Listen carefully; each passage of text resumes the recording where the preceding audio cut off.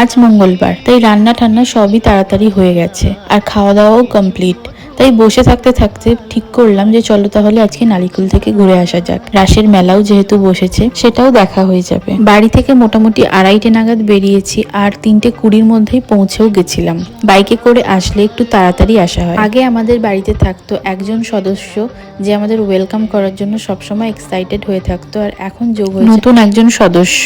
আসতে না আসতেই প্রথমেই এখানে মিষ্টি দিয়ে শুরু হলো। 3:30 বাজে আর এখন ওরা মিষ্টি খাচ্ছি, আর আসতেই দেখলাম যে বোন নাকি টিউশন যাবে। তার আগে এখানে ফল খাচ্ছেন উনি, আর ভাইও স্কুল থেকে চলে এসেছে। লুসির এখানে সোয়েটার পরা হয়ে গেছে। আগের বারে আমি যখন এসেছিলাম এই সোয়েটারটা আমি কিনে দিয়েছিলাম। আর এখন বাজে 5:15 মতো।